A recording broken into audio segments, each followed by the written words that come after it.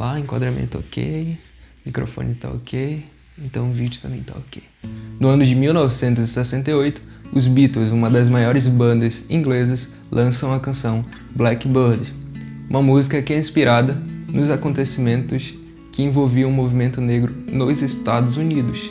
E como esse é o tema da nossa aula de hoje, vocês vão entender lá no final qual foi a ideia de Paul McCartney ao compor essa canção e de como o movimento pelos direitos civis ocorreram nos Estados Unidos. Se você quiser saber como isso aconteceu, então vamos fazer uma viagem pela história aqui no Historic.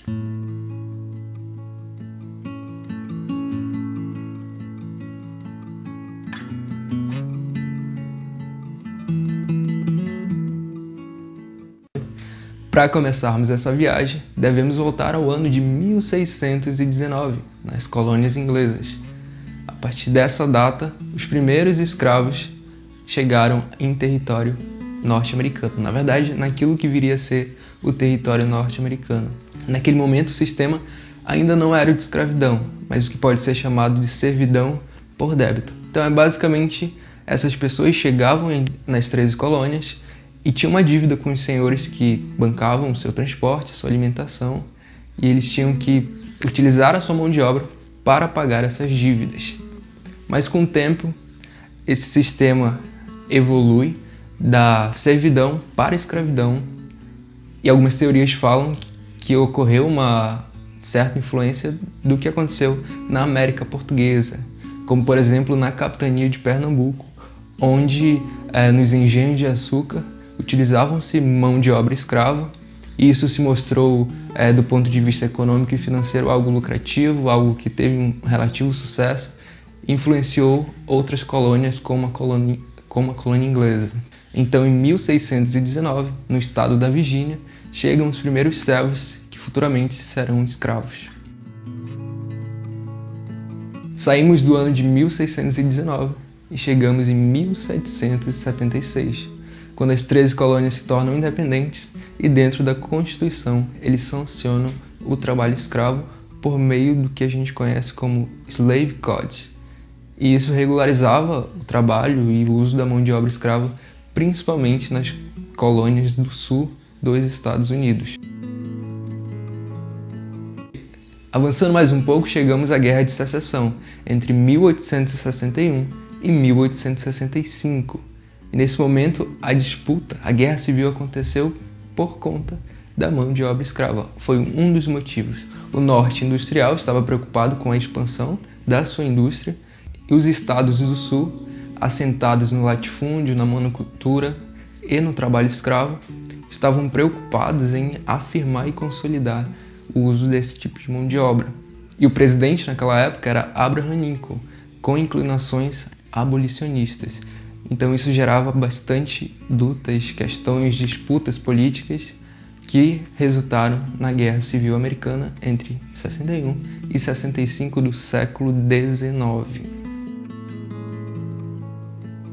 Ao final da guerra foi sancionada a 13ª Emenda, a tão famosa 13ª Emenda, que vai abolir o trabalho escravo em terras americanas. E nela contém as seguintes palavras: não haverá nos Estados Unidos ou em qualquer lugar sujeito à sua jurisdição, nem escravidão, nem trabalhos forçados, salvo como punição de um crime pelo qual o réu tenha sido devidamente condenado. Mas tu podes me perguntar, isso realmente aconteceu? Só que não aconteceu, definitivamente não. O que era para ser o fim da escravidão, na verdade se tornou um ponto de partida de lutas que duraram o século XIX, o século XX e chegam até os nossos dias. O cenário era tão preocupante que o presidente Abraham Lincoln chegou a se encontrar com as lideranças negras e propor que eles voltassem para a África. Prontamente eles negaram esse pedido, não aceitaram. Isso levou a disputa com os estados do sul, que eram contra o fim da escravidão e que lutaram pelos confederados. Lembrando que a Guerra de Secessão teve uma divisão entre a União Norte e os confederados do Sul, que queriam se separar da União. Em 1870, também irá ser sancionada a 15ª Emenda, que dava direito de voto às populações negras. Aí tu me perguntas de novo, isso aconteceu? Não. Nesse momento, os Estados Unidos entram no que é chamado de período de reconstrução, ou período de reconstrução radical, que vai entre o ano de 1875 e 1877. E é nesse período de reconstrução que se tentará fazer uma integração dessas populações negras. Uma integração, para deixar bem claro. Mas o que realmente acontece é o surgimento de associações de comunidades como a Ku Klux Klan, que perseguiam os afro-americanos. E junto com isso surgiu os Black Codes, que negavam a propriedade de terra para as pessoas que eram negras. E em 1877, todo esse momento e esse movimento se consolida com o chamado Acordo Hayes, onde o presidente da República, Rutherford Hayes, acaba cedendo ao interesse dos estados do Sul e dizendo que o estado se compromete a não intervir nos negócios e nas decisões de cada federação. Ou seja, ele estava falando justamente, vocês podem fazer o que quiserem, que eu não tenho nada a ver com isso.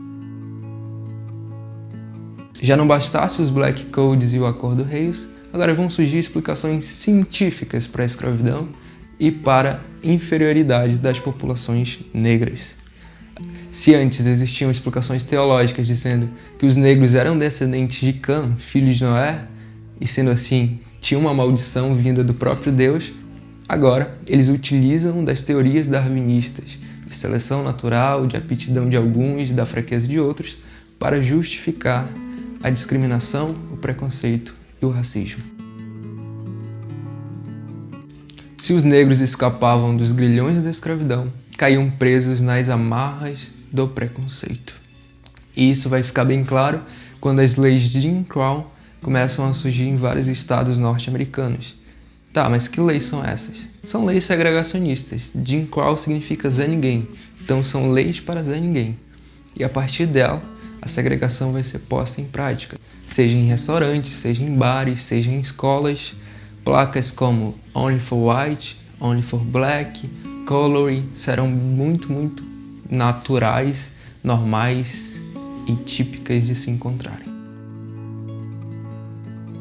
No ano de 1896, a Suprema Corte dos Estados Unidos tornará a segregação racial algo legal, porque no caso Plessy versus Ferguson, uma decisão totalmente sem precedentes vai ser tomada. Que decisão foi essa? Basicamente era legal separar as pessoas, ou seja, apartar as raças, na chamada Lei dos Separados Mais Iguais. Isso também causa um movimento em massa de vários estados em 1910 a adotarem a proibição do casamento interracial.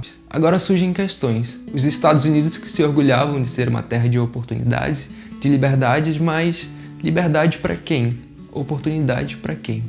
Para os negros que não eram. Essa situação de medo e perseguição fica bem clara na frase de James Baldwin. Parecia mais fácil a África toda ter a sua liberdade antes que nós conseguíssemos tomar sequer uma xícara de café. Só falando pra galera do inglês e principalmente pros meus amigos, foi mal pelas pronúncias, tá? Inglês não é minha praia. It's not my cup of tea, tá bom? Beleza? Continuando. A luta chega até o século XX, mais especificamente no ano de 1955, quando Rosa Parks decide não ceder o seu lugar para um homem branco. As leis segregacionistas ainda estavam em pé no Alabama, mais especificamente também na cidade de Montgomery. E lá ela vai ser presa, vai ser detida e pagar uma multa de $10 por desrespeitar as leis segregacionistas. Mal ela sabia que isso daria início a um movimento de vários grupos contra as leis segregacionistas, contra a discriminação, contra o preconceito e a favor da real emancipação das populações afro-americanas. Durante 3 meses, a população vai ser liderada por nada mais nada menos do que Martin Luther King, uma das lideranças mais populares e influentes pelo movimento dos direitos civis nos Estados Unidos. E após esse período no estado do Alabama, as leis segregacionistas caem. Uma série de movimentos começam a acontecer em território norte-americano. E grupos como os Black Power surgem, os Black Muslims, que eram negros muçulmanos, figuras também como Malcolm X, um líder que pregava o nacionalismo negro, inspirado em ideais da Revolução Haitiana, contra o multiculturalismo, a ideia de que as raças poderiam viver pacificamente, para ele deveria existir uma nação negra. Os negros terem suas instituições, os seus líderes, os seus modos de vivência, muito diferente do que Martin Luther King pregava. Ele já era um cara com ideias mais radicais. E outro grupo era os Panteras Negras, que pregavam também uma luta armada, o monitoramento da polícia, e ao mesmo tempo eram inspirados em ideais marxistas. Voltando à figura de Martin Luther King, ele que já segue a ideia do multiculturalismo, do pacifismo, também é inspirado em ideais da igreja cristã. Ele é um protestante formado em família cristã, tem formação no seminário teológico, pós-graduação pela Universidade de Boston, acaba ficando extremamente marcado por seu envolvimento nessas lutas. O ano de 1963 vai ser um ano marcante para ele por conta da marcha a Washington, mais exatamente ao Memorial de Lincoln. Mesmo Lincoln que aboliu a escravidão em 1865, o seu memorial vai ser o local onde Martin Luther King vai proferir um dos seus mais belos e conhecidos discursos, intitulado I Have a Dream. Nesse manifesto político, Martin Luther King diz: "Eu tenho um sonho de que minhas 4 pequenas crianças um dia viverão numa nação onde não serão julgadas pela cor de sua pele, mas sim pelo conteúdo de seu caráter." Toda a pressão que Martin Luther King fez nas lideranças políticas, como John Kennedy e principalmente os governadores do Norte, não surtiram efeito. Após a morte de John Kennedy em 1963, esse processo vai ser acelerado, mas não antes de acontecer a Marcha de Selma. Ele resolve marchar de Selma a Montgomery para que as pessoas, os negros daquela cidade, que representavam 50% da população, tivessem realmente o direito ao voto. No dia 7 de março, ele reúne um grupo de cerca de 600 pessoas que marcham até a ponte da cidade em direção a Montgomery, mas são recebidas por tropas federais, num evento que fica conhecido como Domingo Sangrento, pela violência que foi usada e pelas agressões que foram cometidas contra esses grupos. Após muitas tentativas, o pastor Martin Luther King finalmente chega no dia 24 de março de 1965 a Montgomery. E em agosto de 1965, o então presidente Lyndon Johnson vai criar a Lei do Direito ao Voto, na verdade uma reparação histórica que diz respeito à 15ª emenda, que já dava o direito ao voto a essas populações, mas que só existia no papel, como a gente viu até agora. Mas em 1965, com a assinatura, com a sanção do então presidente Lyndon Johnson, isso vai se tornar real. E mais uma vitória do reverendo Martin Luther King, das lideranças negras e de todos aqueles homens e mulheres que lutaram tanto por isso. Apesar de tudo que Martin Luther King fez, seja ganhando o Prêmio Nobel da Paz em 1964, sendo com as suas marchas, seus boicotes contra os governos, principalmente os estados sulistas, em 1968 ele vai ser assassinado em Memphis. E isso vai gerar uma comoção enorme na sociedade norte-americana e mostrar que a luta de homens e mulheres como Martin Luther King ainda não tinha chegado ao fim. Uma dessas canções que retratam a morte de Martin Luther King é a música Pride, In the Name of Love, da banda U2, a banda irlandesa U2, que fala do dia 4 de abril de 1968, quando o reverendo é recebido a tiros num hotel em que ele estava hospedado. Isso marca o fim de uma era e de um dos maiores líderes do movimento negro. Como eu falei lá no início do vídeo, em 1968 os Beatles também lançam Blackbird, uma música que é inspirada nesses movimentos que aconteciam na América e que tem uma ligação especial com um evento histórico que acontece no ano de 1957, o chamado Little Rock Nine. Esse acontecimento foi quando 9 adolescentes negros foram matriculados numa escola que era somente para brancos. No momento em que eles vão para a escola, eles têm que ser acompanhados por tropas federais. Em 1968, Paul McCartney, ao vivenciar todos esses movimentos, claro que da Inglaterra, mas tendo ciência de tudo que acontecia, seja com Martin Luther King, Malcolm X, ou mesmo o Little Rock Nine, decide compor essa música, Blackbird, que faz referência a um nome que se referia às pessoas de origem africana. Mas ele diz que quando compõe a música, Ele pensava em mulheres que lutavam por seus direitos, lutavam pela liberdade, mas ao mesmo tempo sofriam com a segregação, com racismo e com preconceito em território norte-americano. E no ano de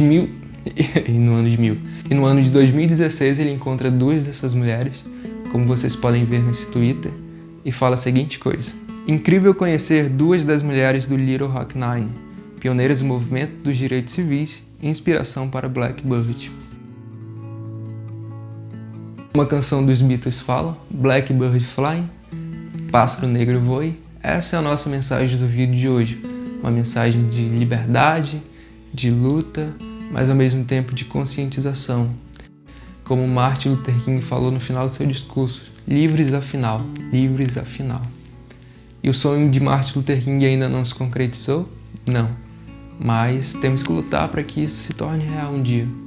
Que essas leis, que esses decretos saiam do papel, como a 13ª emenda, como a 15ª emenda, durante muito tempo só eram letras, mas se tornaram realidade? Em parte, sim. Falta muita coisa, com toda certeza. Nosso vídeo está acabando, mas para todos aqueles que gostaram do conteúdo, se inscreve no canal, curte, comenta, compartilha com seus amigos. E se não viu o nosso primeiro vídeo sobre gripe espanhola, já está disponível aqui na plataforma. E não esqueçam, a luta continua. Au revoir.